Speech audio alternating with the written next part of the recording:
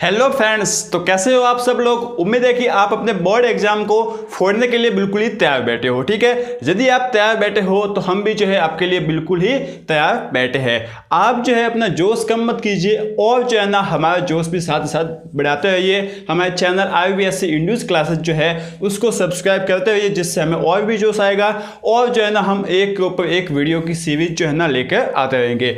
आज जो है ना मैं आपके लिए एक ऐसा वीडियो लेकर आया हूँ जो है ना आप सभी के लिए बहुत ही जरूरी है और जो है ना आप उसका बेसब्री से इंतजार कर रहे हो। जो कि क्या है, हम इंग्लिश की बात करें तो इंग्लिश ग्रामर में जो टेंस है ना, उस टेंस में correct form of the verb को करने की शॉर्ट ट्रिक। अब उसे हम शॉर्ट ट्रिक नहीं कहेंगे, उसे हम क्या कहेंगे, डायमंड रूल। क्या कहेंगे, डायमंड रूल। अब डायमंड रूल क्यों कहेंगे वो जो मैं आपको यहाँ पे बता दूंगा, लेकिन हम जो है अब यहाँ पर शॉर्ट ट्रिक पढ़ने वाले हैं correct form of the verb की। तो आप जो है आने वाले 10 से 15 मिनट के लिए बिल्कुल ही तैयार हो जाइए, बिल्कुल ही रेडी हो जाइए। बुक अपने हाथ में ले लीजिए और जो है ना अब स्टार्ट हो जाइए, क्योंकि अब जो है ना आने वाले 10 से 15 मिनट में आपके पूरे 5 नंबर आने वाले हैं। ठीक है दोस्तों, तो चलिए बिना कुछ देरी के स्टार्ट करते हैं और पढ़ते हैं correct form of the verbs.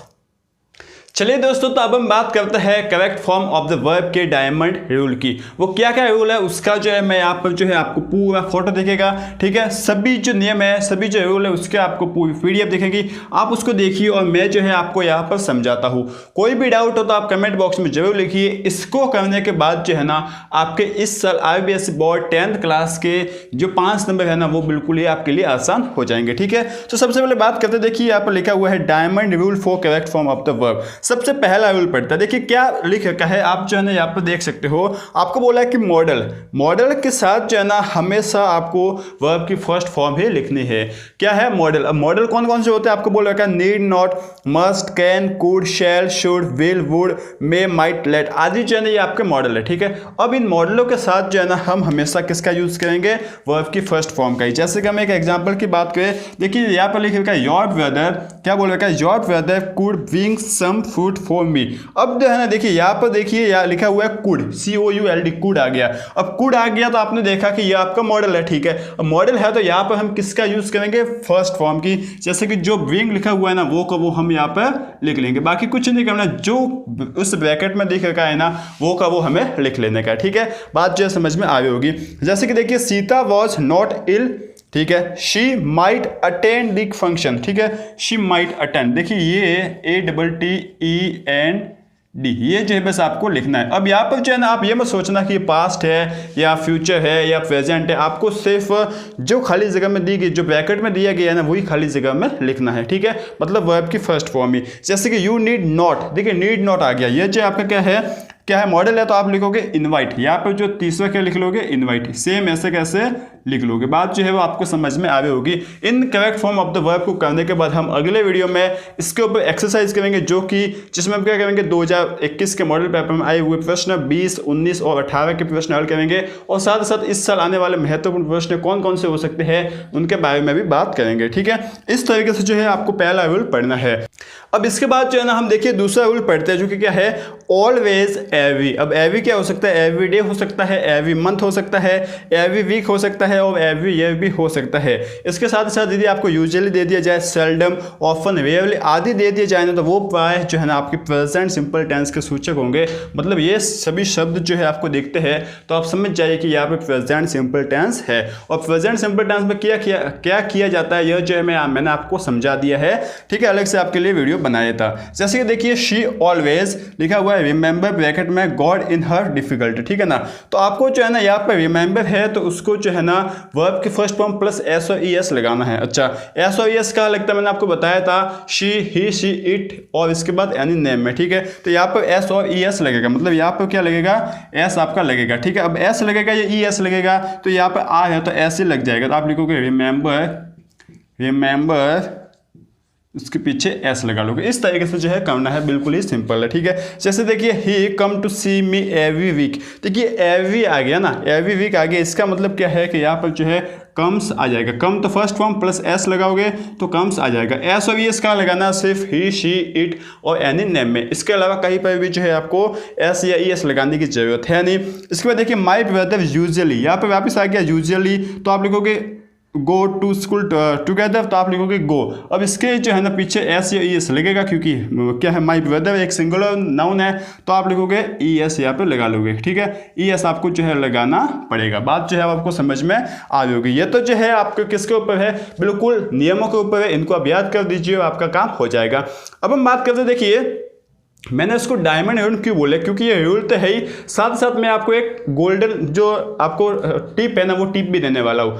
आप जो है ना टेंस की फीलिंग समझिए, ठीक है ना, मतलब उस शब्द को ना समझते हुए पूरे सेंटेंस को समझिए कि सेंटेंस के कहने का मतलब क्या है, ठीक है। उस तरीके से समझोगे ना तो आपको इसकी भी बहुत ही कम जरूरत पड़ेगी। कैसा पड़ेगी यह जो है ना मैं आपको अभी समझाता हूँ। देखिए हम बात करते हैं, जैसे कि तीसरा पढ़ते हैं। देखिए तीसरा भी जो है ना सिंपली इसके ऊपर ही है, आपको याद ही करना है। जैसे कि भूतकाल की घटना, जैसे कि क्या आ गया, अगो आ गया, यस्टरडे आ गया, लास्ट वीक आ सकता है, लास्ट मंथ आ सकता है, लास्ट ईयर आ सकता है, कोई भी आ सकता है, ठीक है। साथ ही साथ द अदर डे ये भी आ सकता है। तो आदि अगर शब्द आए ना तो जो है ना आपको पास्ट सिंपल टेंस का यूज करना है। कौन कौन से शब्द है आपने जो है वो देख लिया। जैसे कि देखिए Mohan come to see me last week, यहाँ पर क्या आ गया है, लास्ट वीक। तो यहाँ पर जो है ना आपको क्या लिखना पड़ेगा, कम की सेकंड फॉर्म, क्योंकि पास्ट सिंपल टेंस में वर्ब की सेकंड फॉर्म लगती है, तो कम की सेकंड फॉर्म क्या होती है, कैम। इस तरीके से जो है आप लिख लोगे, ठीक है। साथ साथ आप चाहो तो आंसर भी लिखते जा सकते हो। देखिए दे, यहाँ पे क्या, द की जगह दे लिख लीजिए। They visit the zoo last month, यहाँ पे भी देखिए लास्ट मंथ आ गया, तो आप लिखोगे विजिट की सेकंड फॉर्म विजिटेड, ठीक है। विजिटेड जो है आपने लिख लिया। तो इस तरीके से जो है करना है। जैसे कि तीसरा देखिए, his wife die last year. अब यहाँ पर भी लास्ट ईयर आ गया, तो लास्ट ईयर आ गया, इसका मतलब लिखोगे आप डाई की सेकंड फॉर्म DIED। जो मैं यहाँ पर वर्ब बता रहा हूँ ना, इनके अलावा कोई भी एग्जाम में वर्ब आने वाली है नहीं, जो मैं ये यूज कर रहा हूँ ना उनको जो है आप याद कर दीजिए, ठीक है। साथ ही साथ देखिए ही गो टू जयपुर यस्टरडे मतलब बीता हुआ कल। अब बीता हुआ कल जो है ना उसके लिए पास्ट सिंपल टेंस में आएगा, और पास्ट सिंपल टेंस के लिए आप गो का सेकंड फॉर्म यूज करोगे वेंट, ठीक है ना। समझ में आ रहा होगा, इसमें कुछ नहीं करना, सिर्फ जो आपको ये शब्द दे रखे ना उन शब्दों को याद करना है, ठीक है। उम्मीद है कि आपको समझ में आ रहा होगा। अब देखिए, अब यहाँ से जो है ना फीलिंग वाले मैंने जो आपको जो गोल्डन टिप दी थी ना, उस गोल्डन टिप का यहाँ पर काम आएगा। कैसे आएगा काम, देखिए नियम नंबर जो है ना आप चौथा पढ़िए। इसमें जो है क्या बोल रखा है, देखिए यदि कोई कार्य भूतकाल मतलब पास्ट में हो रहा हो, या फिर यदि कोई काम जो है ना वो पास्ट में चल रहा है, भूतकाल में चल रहा है, ठीक है, और उसी समय कोई दूसरा काम भी होना तो वो भी जो है ना पास्ट टेंस में ही होगा। बात जो समझ में आ गई। जैसे कि देखिए मैं जो है ना मैं पढ़ रहा था तभी मेरा भाई आ गया, ठीक है। अब आप बताइए इस हिंदी वाक्य में जो है ना कहीं पर भी भविष्य काल या फिर वर्तमान काल आया है नहीं आया, नहीं आया। देखिए इसमें हुआ क्या कि मैं पढ़ रहा था, यह एक क्या है आपका भूतकाल, उसी समय मेरा भाई आया, तो भाई जो है वो भी भूतकाल में आया होगा ना, ऐसा तो नहीं हो गया होगा कि मैं पढ़ रहा था उसके 2 दिन बाद मेरा भाई आया है उसी जगह, ऐसा दो घटना साथ नहीं हो सकती। तो जब मैं पढ़ रहा था ना तभी मेरा भाई आया था, ये दोनों जो है वो पास्ट टेंस में भूतकाल में ही हो रही है। इस तरीके से आपको पहचानना है, और टेंस तो जो है मैंने आपको सिखाई दी है फटाफट। इसी तरीके से देखिए, जैसे कि देखिए वाइल, देखिए यहाँ पर शब्द का मतलब समझिए वाइल, आपको लिखा हुआ है WHILE। यहाँ पर वाइल का मतलब क्या है, यहाँ पर आ गया वाइल का मतलब जब, ठीक है, क्या हो गया जब। तो वाइल देखिए यहाँ पर लिखा वाइल आई वॉज बाथिंग, जब मैं नहा रहा था, ठीक है, इतना मैंने समझ लिया ना। अब जब मैं नहा रहा था, वॉज आ गया ना, देख ठीक है ना, आपने पास्ट कंटिन्यूअस टेंस पढ़ रखा है, तो इसका मतलब हो गया जब मैं नहा रहा था तभी मैंने देखिए हेयर अ लाउड वॉइस। इसका मतलब देखिए हेयर मतलब सुना, ठीक है, लाउड मतलब ऊंची, और नॉइस मतलब आवाज़, तभी मैंने ऊंची आवाज़ सुनी। तो यह जो सुनने वाला काम हुआ ना वो पास्ट टेंस में ही तो हुआ होगा ना। अच्छा पास्ट टेंस में कौन सा हुआ होगा, पास्ट सिंपल टेंस, तो आप लिखोगे हियर्ड, क्या लिखोगे HEARD, ठीक है। तो आप क्या लिख लोगे heard, why I was bathing I heard a loud noise. बात जो है ना समझ में आ रही होगी। यदि कोई एक बात पास्ट में चल रही है, भूतकाल में चल रही है, तो दूसरी बात भी भूतकाल में ही होगी। अब आप ये कहोगे कि सर आपने यहाँ पर पास्ट जो है ना सिंपल टेंस क्यों लगाया, तो पास्ट ये समझ लीजिए कि यहाँ पर पास्ट सिंपल टेंस ही होगा, 2 टेंस यूज हो गए। यदि आपको कंटिन्यूस, देखिए ये पहली वाली जो लाइन है ना वहाँ पर कंटिन्यूस टेंस दे रखा है, तो यदि पहली वाली लाइन में कंटिन्यूस टेंस है तो दूसरी वाली में पास्ट सिंपल हो जाएगा। अच्छा पहली वाली में पास्ट सिंपल है तो दूसरी वाली में पास्ट कंटिन्यूस हो जाएगी। जैसे कि देखिए Sita cook a food and went to market. अच्छा मुझे एक बात बताइए, आप बोल रहे हो कि मैंने अपनी पढ़ाई पूरी की और खेलने चला गया, क्या ये काम भूतकाल में हुआ है? नहीं हुआ, ठीक है। तो इसके लिए आप क्या बोल, इसके लिए आप इंग्लिश क्या बनाओगे? I completed my study and went to play, ठीक है, यही लिखोगे ना। मतलब दोनों काम जो है ना कहाँ पर चल रहे हैं? पास्ट सिंपल टेंस में। तो आप लिखोगे सीता कुक्ड, कुक की सेकंड फॉर्म लिखोगे Sita cooked food and went to market. बात जो आपको समझ में आ रही होगी किस तरीके से यूज करना है। दो यूज आएंगे, या तो दोनों सिंपल में चलेंगे, या फिर यदि एक पास्ट कंटिन्यूज में है तो दूसरा पास्ट सिंपल में होगा, और यदि एक पास्ट सिंपल है तो दूसरा पास्ट कंटिन्यूज में होगा। इस तरीके से जो है आपको समझ में आ जाएंगे। इसके ऊपर हम एक्सरसाइज भी करने वाले हैं, वो वाला वीडियो बहुत कल ही आने वाला, कल 6 बजे आ जाएगा, वो बिल्कुल भी मिस मत करना, बहुत ही जरूरी होने वाला है, ठीक है। 5वां रूल पढ़ते हैं। देखिए आप फीलिंग समझिए, सेंटेंस आपको क्या बोलना चाह रहा है। जैसे कि देखिए यदि वाक्य में वैन हो, ठीक है, और वैन के बाद वर्ब की सेकंड फॉर्म हो तो दूसरे वाक्य के रिक्त स्थान में वॉज वर्ब प्लस वर्ब में आईएनजी आ सकता है। जो मैंने अभी आपको समझाया है वही है। आप सेंटेंस समझिए। देखिए रूल नंबर 5 से पहला सेंटेंस पढ़िए, I read a novel well he came in, ठीक है। वैन का मतलब यहाँ पर भी जो है ना, वैन किसके, वैन जो है ना यहाँ पर भी वैन का मतलब जब यूज हो रहा है, ठीक है, जब के रूप में ये वैन प्रयुक्त हो रहा है। अच्छा वैन का मतलब हो गया जब, ठीक है। तो देखिए आई क्या लिखा है, आई रीड अ नोवेल, नोवेल मतलब एक बुक होती है, ठीक है। तो मैं नोवेल पढ़ रहा था जब मेरा भाई आया। केम मतलब देखिए यहाँ पर सेकंड फॉर्म है, कम की सेकंड फॉर्म केम है। तो जब मेरा भाई आया तब मैं क्या कर रहा था? आपको बोल लिया, देखिए आपको टीचर ने आपको बोल लिया कि जब मैं क्लास के अंदर आया तो तुम क्या कर रहे थे। तो आप क्या बोलोगे कि सर जब आप क्लास के अंदर आए तब मैं पढ़ाई कर रहा था।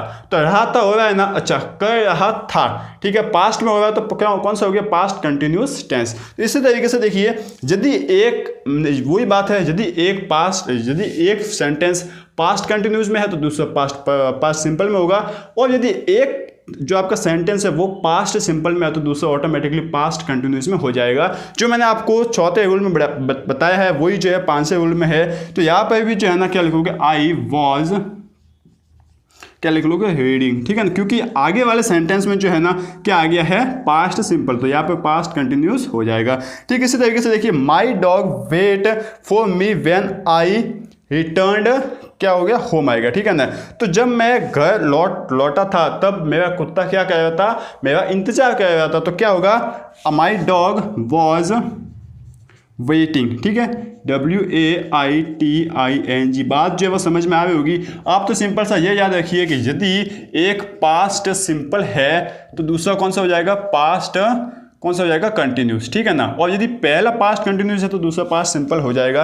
दो टेंसों को जो है वो याद रखिए। और यदि इससे भी नहीं होता है तो आप फीलिंग तो ले ही सकते हो, समझ तो सकते ही हो, ठीक है। इसके बाद हम छठा नियम पढ़ते हैं, छठा रूल पढ़ते हैं, जो कि क्या है देखिए, यदि वाक्य में जस्ट, येट अथवा अप टू नाउ हो तो इन शब्दों के साथ हैज, हैव प्लस वर्ब की थर्ड फॉर्म का यूज होगा। किसका? देखिए है, जस्ट, येट और अप टू नाउ, इसको तो आप अपने दिमाग में बैठा दीजिए। दिमाग में जो आपके दिमाग का जो सिंहासन है ना, उस सिंहासन में बिठा दीजिए। और यदि आप मतलब याद ही कर लीजिए कि यदि ये 3 शब्द होंगे ना तो मुझे तो जो है वो हैज, है प्लस वर्ब की थर्ड फॉर्म यूज करनी है। इसके अलावा कोई भी मुझे काम नहीं करना है। क्या करना है आपको? जस्ट, येट और साथ साथ अप टू नाउ, इन तीनों शब्दों को आप अपने सिंहासन में बिठाइए। जैसे कि देखिए, ठीक है, इस बात को आप समझ गए ना, ठीक है। और साथ साथ बोल रखा है कि आपको हेड नहीं आएगा, हेड का उपयोग नहीं करना है। बात समझ गए होंगे, हेड का उपयोग आपको नहीं करना है। किसका यूज करना है? हैज, है प्लस वर्ब की थर्ड फॉर्म का। बात समझ रहे होंगे, ठीक है। अब जो है ना यहाँ पर बोल रखा है, देखिए बहुत बार जो है ना अक्सर में पूछा जाता है कि प्रेजेंट परफेक्ट टेंस की पहचान क्या है। तो आपको बोला जाता है कि जस्ट आ जाए, किसमें येट आ जाए, अप टू नाउ आ जाए, ऑलरेडी आ जाए। तो वहां पर जो है ना आप किसका यूज करोगे? आप हैज, है प्लस वर्ब की थर्ड फॉर्म मतलब प्रेजेंट परफेक्ट टेंस का यूज करोगे। लेकिन ऑलरेडी जो है ना वो प्रेजेंट परफेक्ट टेंस में भी आता है और पास्ट परफेक्ट टेंस में भी आता है। इसलिए जो है ना ऑलरेडी को आप अलग छोड़ दीजिए। बस आप इतना याद रखिए कि आपका जस्ट, इसके बाद क्या है? जस्ट के बाद है आपका येट और अप टू नाउ, इन तीनों चीज़ों के साथ जो है प्रेजेंट परफेक्ट टेंस होगा। और ऑलरेडी होना तो हैज, हैव मतलब प्रेजेंट परफेक्ट टेंस भी आ सकता है और पास्ट परफेक्ट टेंस भी आ सकता है। मतलब हैज, हैव प्लस या has, have, had plus verb की थर्ड फॉर्म आएगी, ठीक है। जैसे कि देखिए the doctor is not at home, doctor जो है वो कहाँ पर है, घर पर नहीं है। बात समझ रहे हो ना, इसके हिंदी मतलब समझिए, डॉक्टर घर पर नहीं है, ठीक है। He go to hospital just now, यहाँ पर क्या आ गया, जस्ट नाउ। अब जस्ट नाउ आ गया तो बस आपको कुछ नहीं करना, आपको लिखना है, देखिए डॉक्टर है तो क्या आ जाएगा, ही या तो हैज़, और गो की थर्ड फॉर्म क्या हो जाएगी, गॉन, ही हैड गॉन, बस इतना जो है आपका काम हो गया, ठीक। इसी तरीके से समझिए, he already finished his work and went to the cinema, ठीक है ना। अब यहाँ पर जो है ना आपको ऑलरेडी आ गया, अब आप क्या करोगे, आप फंस गए, फंसना नहीं है, आप ये समझिए कि यदि ऑलरेडी आ गया और आगे वाले वाक्य में यदि पास्ट टेंस का यूज हो रहा है, और पास्ट टेंस तो आप समझ जाओगे किसका यूज होगा, वर्ब की सेकंड फॉर्म का, और यदि सेकंड फॉर्म का यूज हो रहा है तो आप समझ जाओ कि मुझे वहां पर हैड लगाना है, हैड प्लस वर्ब की थर्ड फॉर्म। तो यहाँ पर यही दे रखा, देखिए ही ऑलरेडी ब्रैकेट में है, already finished, he is finish his work and went, go की सेकंड फॉर्म लगी है वेंट, ठीक है। तो वेंट टू द सिनेमा, तो आप लिख लोगे ही के बाद हैड, इसके बाद ऑलरेडी, ऑलरेडी और फिनिश्ड, FINISHED, बस ये जो है आपको लिखना है, ठीक है ना। बात जो है वो समझ में आ गई होगी। इसी तरीके से तीसरा भी पढ़ते बहुत ही इंपॉर्टेंट है, क्या है कि देखिए he already finish his work and now he will go to cinema, ये बात भी आप समझिए। ऑलरेडी के केस में यदि ऑलरेडी दे रखा है और आगे वाला सेंटेंस जो है वो प्रेजेंट टेंस में है, तब तो आपको लगेगा हैज, है प्लस वर्ब की थर्ड फॉर्म। और यदि आगे वाला सेंटेंस जो कि हमने दूसरे क्वेश्चन में किया है, आगे वाला सेंटेंस यदि पास्ट टेंस में है तो आपका लगेगा हैड प्लस वर्ब की थर्ड फॉर्म। और तीसरे सेंटेंस में, आगे वाले सेंटेंस में देखिए नाउ भी दे रखा है और he will go to cinema भी दे रखा है। पास्ट टेंस को छोड़कर कोई भी दूसरा टेंस आ जाए ना तो आपको किसका यूज करना है, हैज है प्लस वर्ब की थर्ड फॉर्म। तो ही के बाद क्या आता है, हैज, और इसके बाद वर्ब की थर्ड फॉर्म, तो ऑलरेडी फिनिश, ठीक है, ऑलरेडी फिनिश्ड, FINISHED, इस तरीके से जो है आपको करना है, ठीक है। समझ में आ रहा होगा बहुत ही अच्छे से, आप थोड़े बहुत फीलिंग में लीजिए, थोड़े बहुत समझिए कि हमें जो है वो क्या कहना चाह रहा है क्वेश्चन। थोड़ा सा जो है ना इसका हिंदी निकालने की कोशिश कीजिए कि इसकी हिंदी क्या हो सकती है। इतना आपने कर लिया ना तो आपको जो है ना गोल्डन रूल जो है ना, ये आपकी डायमंड रूल है, इसकी भी बहुत कम से कम यूज पड़ेगा, ठीक है। जैसे कि देखिए इसके बाद हम बात करते हैं सातवां एग्जाम्पल। सातवां और आठवां आपका बहुत ही मोस्ट होने वाला है, इसको आप समझ लीजिए। देखिए आपको बोल रखा है कि यदि वाक्य में बिफोर के एक और हेड प्लस वर्ब की थर्ड फॉर्म है, ठीक है, और हो तो बिफोर के दूसरी ओर वर्ब की सेकंड फॉर्म आएगी। देखिए मैं आपको बताता हूँ, यह है आपका बिफोर, ठीक है ना, यह है आपका बिफोर। अब इसके ये इस और भी क्या होगा, आपका सेंटेंस होगा, और इस और भी जो है आपका क्या होगा, सेंटेंस होगा, ठीक है ना।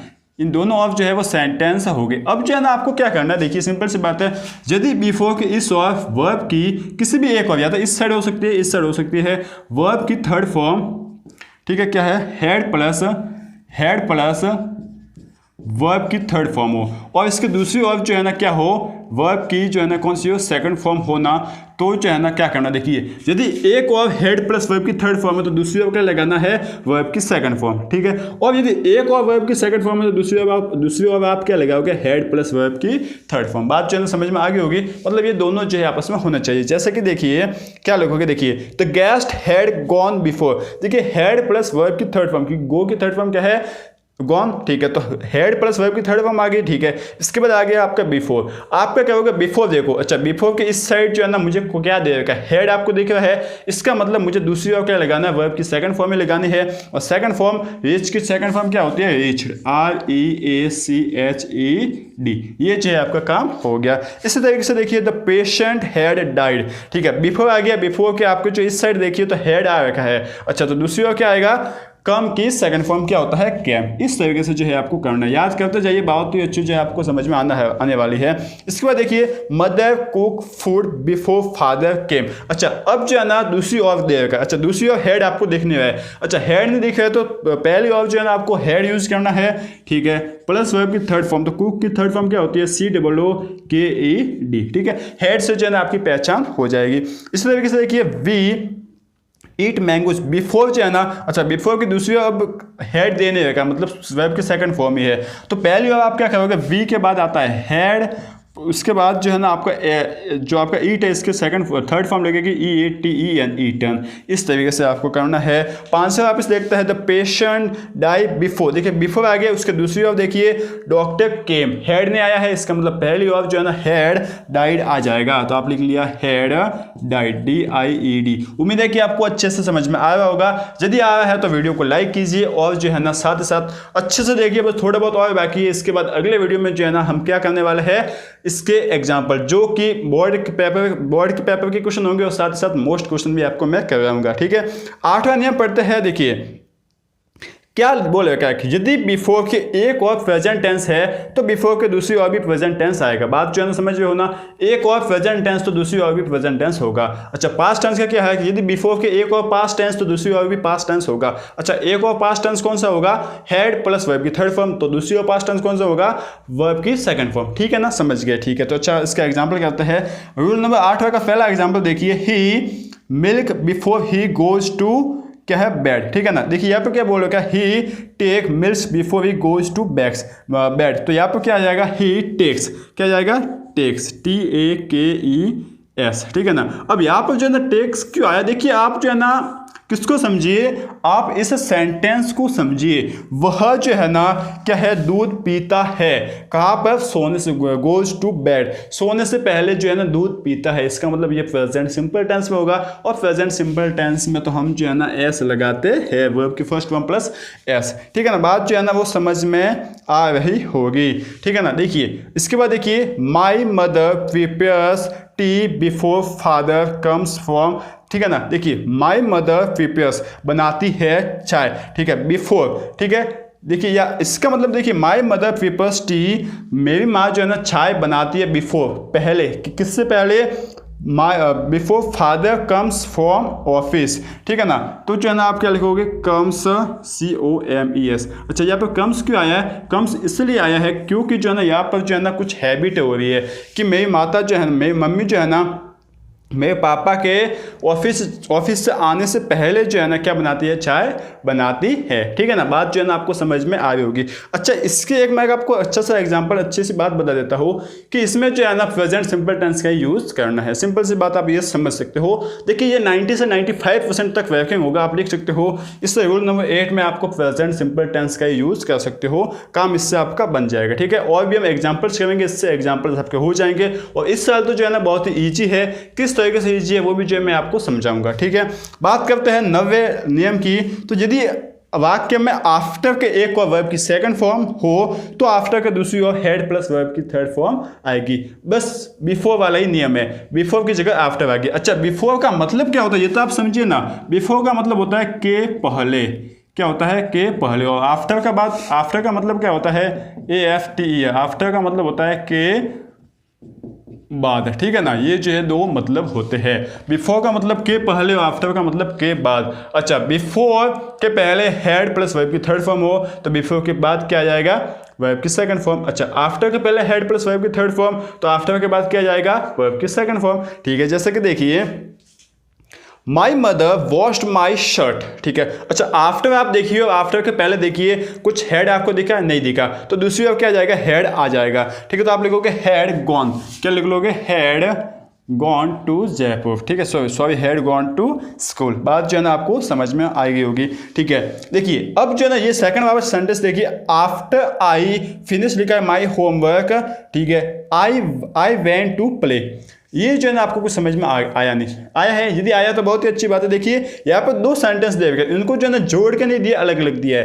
पहला है after I finish my homework, इसके बाद कॉमा लगाइए, आई वेंट टू प्ले। तो इस आई वेंट टू प्ले में देखिए कि हेड का यूज हुआ है, नहीं हुआ, तो यहाँ पर जो है ना आप खाली जगह में हेड का यूज करोगे और देखोगे after I had finished, FINISHED, finished. Finish की थर्ड फॉर्म है फिनिश्ड। ठीक है ना, तो इस तरीके से आपको करना है। इसी तरीके से देखिए हम बात करते हैं, ये भी एक दूसरा भी देख लेते हैं। He go to market after he had finished. अच्छा, ही हैड आ गया, मतलब इस फर्स्ट वाले में आपको सेकंड फॉर्म में लगानी हो तो गो की सेकंड फॉर्म क्या हो जाएगी, वेंट। ये जो है आपका काम हो गया। बात जो है वो समझ में आ रही होगी बहुत ही अच्छे से। यदि समझ में आ रही हो तो वीडियो को लाइक जरूर कीजिए, जिससे मुझे पता चल जाएगा कितने समझ में आया है और जो है ना आपको और किसकी ज़रूरत है। ठीक है, अब देखिए हम आगे बढ़ते हैं, रूल नंबर 10वां पढ़ते हैं। 10वां फटाफट देखिए क्या है आपको देख रखा। देखिए 10वें नियम की बात करते हैं। आपको बोला कि यदि वाक्य में भविष्य में होने वाले काम की साधारण जानकारी दी होना तो आप विल शैल प्लस वर्ब की फर्स्ट फॉर्म का यूज़ करोगे। क्या है, कोई वाक्य है, उस वाक्य में यदि आपको, अब यहाँ से जो है ना आपका बस काम हो गया, इतना सा काम था, आपका काम हो गया है। आपको बोला है कि कोई भी वाक्य उसमें भविष्य में होने वाले काम की साधारण जानकारी दी है तो आप जो है ना उसमें किसका यूज करोगे, विल शैल प्लस वर्ब की फर्स्ट फॉर्म का। जैसे कि देखिए my brother dash dash dash go to Mumbai tomorrow. अब देखिए दोस्तों यहाँ पर जो है ना मुंबई टुमारो, अब टुमारो का मतलब क्या होता है, आने वाला कल। अच्छा, आने वाले कल को जो है ना मेरे जो ब्रदर, मेरे भाई जो है ना वो मुंबई जाएगा आने वाले कल को। तो ये सिंपल सा है ना कि कल मेरा भाई मुंबई जाएगा। गा के लिए जो है आपका क्या आ जाएगा, विल गो, बस यह जो है आपका हो जाएगा। अच्छा, विल कहाँ पर लगाना है, सिंगुलर पर्सन के लिए, और जो आपका शैल है वो कहाँ पर लगाना है, प्लूरल पर्सन के लिए। ठीक है, इसके बाद देखिए my uncle come Rajasthan from America. इसके बाद आप ना लास्ट में यहाँ पर टुमारो भी लगा लीजिए, क्योंकि मैंने यहाँ पर टुमारो लगाना भूल गया था, फ्रॉम अमेरिका टुमारो। ठीक है ना, तो टुमारो जो है ना मेरे अंकल जो है ना अमेरिका से राजस्थान आ जाएंगे। ठीक है, तो आप क्या लिखोगे, विल कम, क्या लिख लोगे, वेलकम। सिंपल सी बात है, ये तो जो है आपको समझ में आ जाएगी। इसके बाद आप ये दो समझना, यहाँ पे जो है ना बहुत से बच्चे कंफ्यूज हो जाते हैं। किस तरीके से कंफ्यूज हो जाते हैं, देखिए कि आपको 11वां देखिए कि यदि वाक्य में सिंस फॉर, सॉरी ये तो सिंपल ही है, यदि वाक्य में सिंस या फॉर के साथ समय दिया गया होना तो जो आपको ना has, have, been plus verb की फर्स्ट फॉर्म का यूज़ होता है। अब ये जो है ना प्रेजेंट परफेक्ट कंटिन्यूस टेंस का है, और आपको बोला हुआ कि प्रेजेंट परफेक्ट कंटिन्यूस टेंस तो आएगा नहीं एग्जाम में, लेकिन कई बार जो है ना एक आध क्वेश्चन इसका पूछ लिया जाता है। कई अक्सर ये देखा गया है कि इसके प्रश्न पूछ लिया जाता है आपके बोर्ड एग्जाम में, जो बोर्ड के पेपर में उसमें भी दे रखे हैं। ठीक है, तो इसलिए जो है ना इस छोटे से बात को हम पढ़ लेते हैं, इसमें कुछ नहीं जाएगा, थोड़ा बहुत पढ़ेंगे तो हमारे जो है चांसेस कम है कि हमारे नंबर कटेंगे। ठीक है, तो होगा क्या कि यदि आपको सिंस फॉर दिया गया, कहीं पर क्या दिया गया, सिंस या फॉर, इन दोनों में से कोई भी एक शब्द दिया गया है और आपको साथ ही साथ बोला गया है कि इसके बाद जो है ना टाइम का सिग्नल दिया गया है। टाइम का सिग्नल मतलब कोई ना कोई ऐसा शब्द दे दिया गया होगा जिससे आपको लगेगा कि ये हमें समय बताए, जैसे कि आपका मॉर्निंग हो गया, नून हो गया, 12 o'clock, 4-5 hours, 4-5 मिनट, इस तरीके से जो है ना आपको ऐसे शब्द दे दिए गए होंगे जिससे आपको पता चलेगा कि टाइम यहाँ पर है।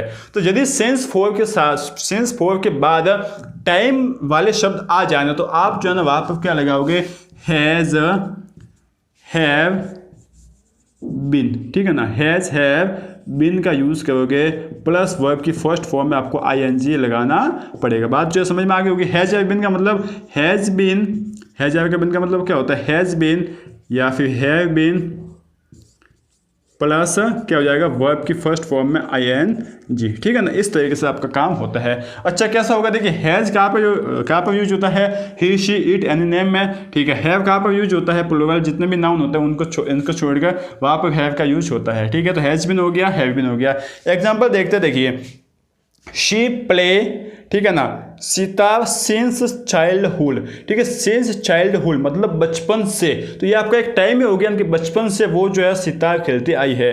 ठीक है, तो आपके लोगों की शी जो है ना, शी के साथ क्या आता है, हैज़ आता है। ठीक है, हैज़, इसके बाद बीन। ठीक है, इसके बाद प्ले है तो प्ले फर्स्ट फॉर्म है। ठीक है, ये आपने लिख ली और इसमें आईएनजी जोड़ लो, तो she has been playing sitar since childhood. इस तरीके से जो है लिखना है, बिल्कुल सिंपल सी बात है। इसके बाद लिखा है श्याम स्टडी 4-5 hours, 4-5 hours, ये आपका टाइम है ना। देखिए 4 के बाद आपको टाइम दिया गया, तो इसके बाद जो है ना आपके क्या लिखोगे, स्टडी। श्याम जो है ना क्या लिखोगे, हैज़ स्टडी, क्या लिखोगे, हैज़ बीन स्टडिंग, STUDYING। इस तरीके से जो है आपको लिखना आता है, हैज़ बीन स्टडिंग जो है आपने लिख लिया। आ गया समझ में, बिल्कुल ही आसान है, आराम से जो है आप कर सकते हो। अब जो है ना ये 12वां जो है ना 2 बार आ गया, 10वां 12वां सेम है, इसको आप कट कर लीजिए। इसके बाद हम देखते हैं 13वां नियम।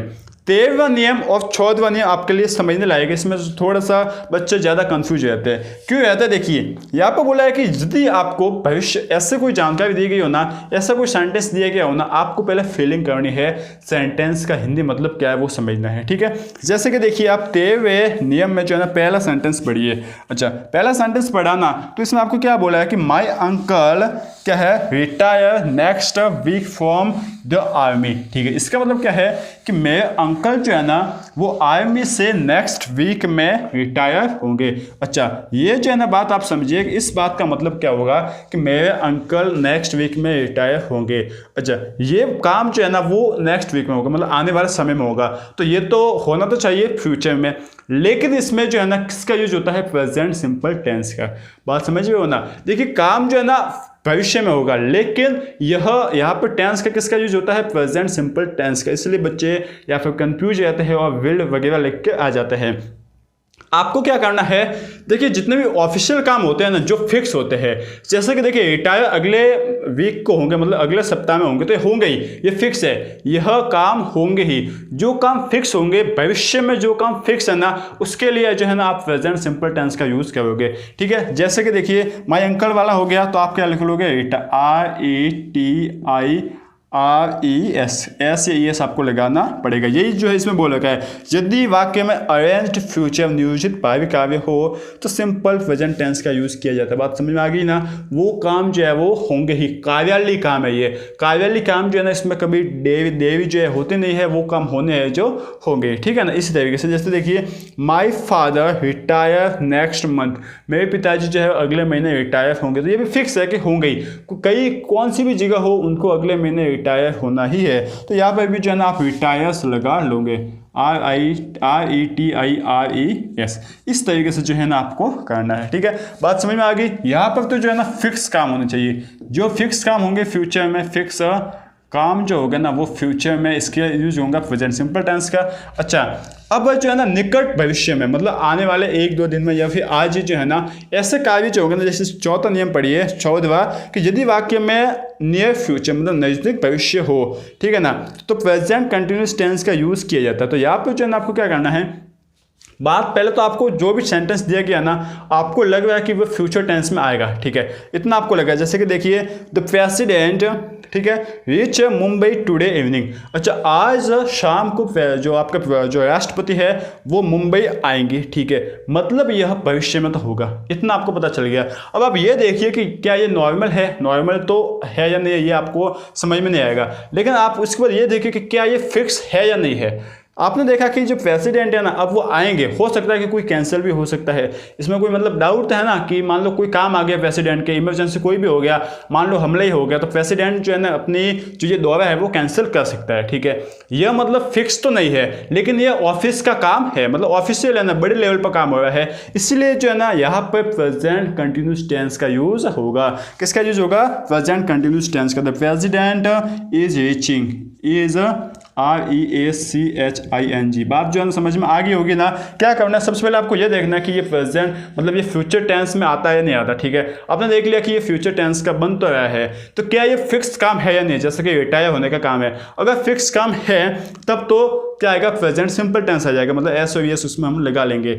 और यदि फिक्स काम नहीं है, ठीक है, ऑफिस वाला काम फिक्स नहीं है ना, तो जो है ना आप क्या करोगे, उसमें प्रेजेंट कंटिन्यूअस टेंस लगा लोगे। बात समझ में आ गई ना। 2 तरह की कैटेगरी होती है, मैं आपको लिखा लेता, लिख लीजिए। एक तो जो होगा ना सिंपल होगा, ठीक है ना, सिंपल फ्यूचर इसमें दे रखा होगा। दूसरा क्या होगा? ऑफिस वाला वर्क होगा। कौन सा? ऑफिस वाला, ठीक है ना। अब ऑफिस वाले वर्क में जो है ना क्या काम होगा कि 2 तरीके के होंगे। एक तो होगा फिक्स, ठीक है, जो फिक्स होगा उसमें प्रेजेंट सिंपल टेंस आएगा, और जो फिक्स नहीं होगा उसमें जो है ना कौन सा आएगा? प्रेजेंट कौन सा? कंटिन्यूअस टेंस, ठीक है ना। समझ में आ गई होगी बात। इस तरीके से जो है वो आपका काम होगा, अच्छे से जो है ना आपको समझ में आ गया होगा, ठीक है। जैसे कि देखिए the prime minister arrive Gujarat today 6 PM।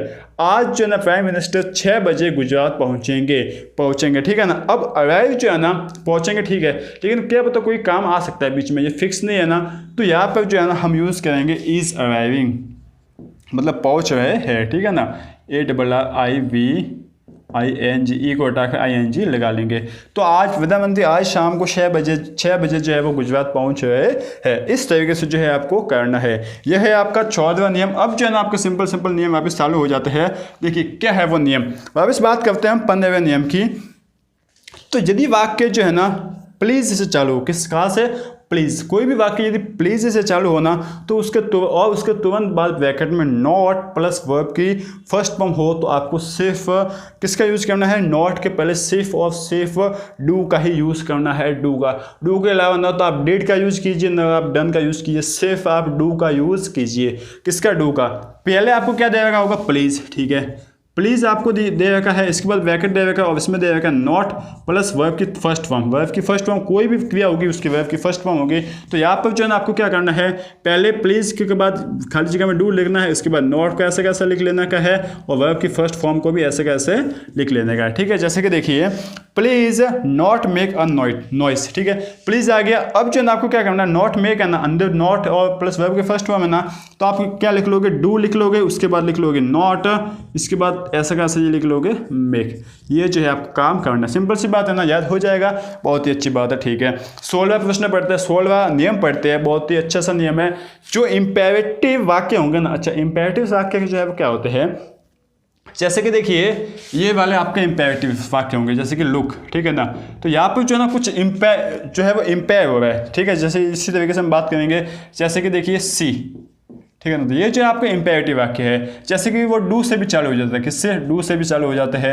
अच्छा, डू नॉट से भी चालू जो है वो हो सकते हैं, डू से चालू हो सकते हैं और डू नॉट से चालू हो सकते हैं। इस तरीके से जो है ना, डू से तो छोड़िए, डू नॉट से चालू होने वाले वाक्य भी जो होते हैं। तो ऐसे वाक्य जो है वो इंपेरेटिव वाक्य कहलाते हैं। तो ये ऐसे शब्द स्टार्ट में आपको कहीं पर भी दिखे ना, तो वहाँ पर जो है ना आपको क्या करना है, प्रेजेंट कंटिन्यूअस टेंस का यूज करना है। मतलब is am are plus verb की फर्स्ट फॉर्म में ING लगाना है। जैसे कि देखिए इंपेरेटिव वाक्य के बाद यदि दूसरा वाक्य भी चालू हो तो इस वाक्य में आपको is am are plus verb की फर्स्ट फॉर्म प्लस ING का यूज आपको करना है। जैसे कि देखिए लुक, इसके बाद आपका एक प्रश्न बचा वो ऐसा एक्सक्लेमेटरी आपका साइन आ गया। इसके बाद आप लिखोगे द मैन। अब आप क्या लिखोगे, मैन के बाद क्या है, आपको हेल्पिंग वर्ब लगेगी इज। ठीक है, आपने लिख लिया इज। इसके बाद रनिंग जो है आपका हो जाएगा RUNNING। The man is running after the bus. ठीक है ना, is am are plus verb की फर्स्ट फॉर्म में ING लगाना है। जैसे कि देखिए डू नॉट, यहाँ पे भी डू नॉट आ गया। ठीक है, do not make a noise. The baby, क्या लिखोगे, बेबी के लिए क्या आता है, इज, सिंगुलर नाउन है इसलिए इज स्लीपी। ठीक है ना, तो इस तरीके से जो है आपको लिखना है। साथ ही साथ देखिए डोंट का मतलब डू नॉट ही होता है। डू नॉट को हम शॉर्ट भाषा में क्या लिखते हैं, डोंट। ठीक है ना, ये बात आप समझ लेना, कंफ्यूज मत होना। तो डोंट गेट आउट नाउ, क्या लिखा है, don't get out now, the train move fast. तो आपको क्या करना है, देखिए द ट्रेन सिंगुलर है ना, तो द ट्रेन इज मूविंग क्या लिख लोगे, फास्ट। ठीक है ना, मूविंग फास्ट। इस तरीके से जो है आपको काम करना है। इंपेरेटिव सेंटेंस है और अगले वाला सेंटेंस चालू हो तो वहाँ पे आपको प्रेजेंट कंटिन्यूअस टेंस मतलब is am are plus verb की फर्स्ट फॉर्म का यूज करना है। ठीक है, बहुत ही अच्छा से रूल है ये, बहुत ही आपके काम आने वाले हैं। आपको जो है ना यह पूरे 5 नंबर दिलाने वाले। कैसे दिलाने वाले हैं इसके ऊपर हम जो है ना एक्सरसाइज लेकर आए हुए हैं, जिसमें अलग अलग सालों के आए हुए 18, 19, 20, 21 और इस साल आने वाले महत्वपूर्ण प्रश्नों को डिस्कस करेंगे यहाँ पर। ठीक है, तो आप जो है वो वीडियो जरूर देखिए और ये वीडियो आपको समझ में आया है तो जो है ना आप लाइक से जरूर कर दीजिए। और छोटे भाई होने के नाते मैं आपको ये कहना चाहता हूँ कि इस वीडियो को जो है ना आप अच्छे से देख लीजिए यदि आपको वापस समझ में नहीं आया है तो। ठीक है, क्योंकि यह वीडियो जो है ना बहुत ही जरूरी है आपके इस साल 5 नंबर लाने के लिए। और साथ ही साथ अपने दोस्तों को भी शेयर कीजिए ये वीडियो, क्योंकि जो है ना आपके दोस्त भी जो है ना आपके साथ पढ़ने चाहिए। तो अपने दोस्तों को शेयर करोगे तो वो भी जो है आपके साथ पढ़ लेंगे और वो भी जो है आपके साथ किसी अच्छी सी कोई भी साइंस या कोई भी जो है आपका लेकर आपके साथ ही जो है वो पढ़ेंगे। ठीक है दोस्तों, तो उम्मीद है कि आप अपनी पढ़ाई अच्छे से कर रहे होंगे और साथ ही साथ हमारे साथ अच्छे तरीके से बने हुए होंगे। तो बस आप पढ़ते रहिए इसी तरीके से और इसी तरीके से बने रहिए RBSC इंड्यूस क्लासेस के साथ। ठीक है दोस्तों, थैंक यू।